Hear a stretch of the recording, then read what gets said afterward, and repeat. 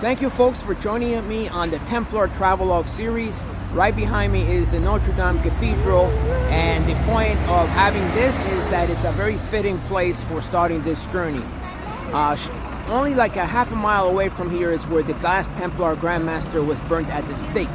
As I mentioned earlier, the Templars were a group of warrior monks that were commissioned to help the pilgrims on the way to the Holy Land. Unfortunately, after 200 years, they fell into disrepute, and they were, the king at that time leveled charges of heresy and idolatry. Now, we're going next to the very same spot where the last Templar Grand Master was burnt at the stake. See you soon.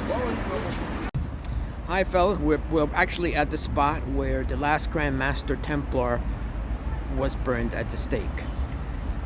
As I mentioned earlier, the purpose of the Templars was to help the pilgrims on the way to the Holy Land. And initially, in 1128, when they were formed, they were well received by just about everyone. This was a much needed support. They received donations from kings and landowners, and over a period of 200 years, they became immensely wealthy. However, by the 13th century, or the late 13th century, they were already in decline.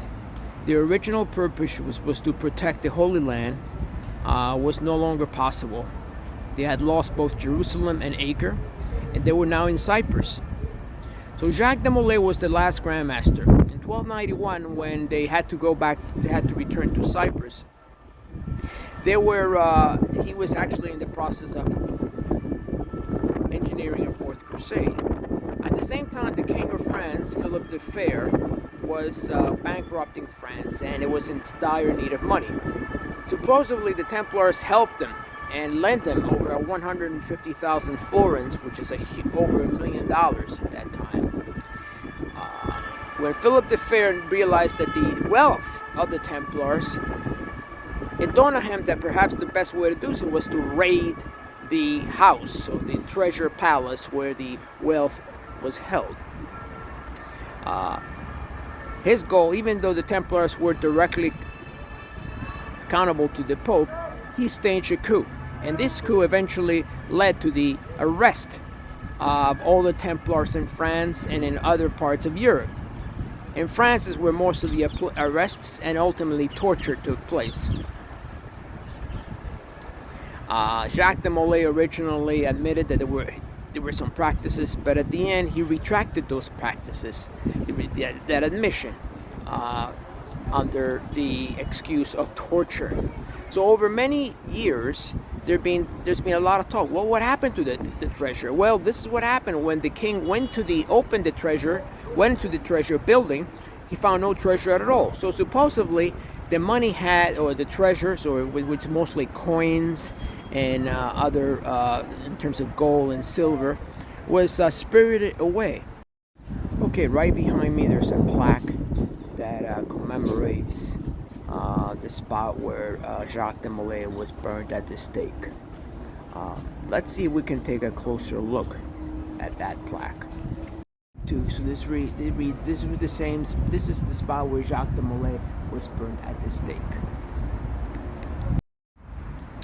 Okay, so I'm here at the park, walking around the perimeter of this very quaint little park here. Truly a stone throws away from the actual Notre Dame. It must have been very ironic for him to have died. All the records indicate his intentions were very honorable, and he was just a victim of the times. Essentially, by the time the Templars, Philip the Fair, decided that it was no longer necessary, the Templars had lost their original function. Even though there was an attempt to recover the Holy Land, there was an opportunity for them, for the king, to essentially take over. However, the irony is that they never found a treasure. They never found anything. So I think in the next few episodes, we'll start exploring not only the treasure, but what exactly is that treasure? Is it money or is it something else? Now, what's unusual is that Jacques de Molay did admit there were practices.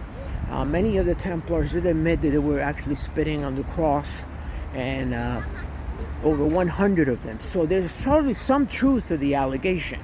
However, there's been some conjecture that the reason for doing so was because their goal was to initiate the Templars, so essentially a form of hazing ceremony.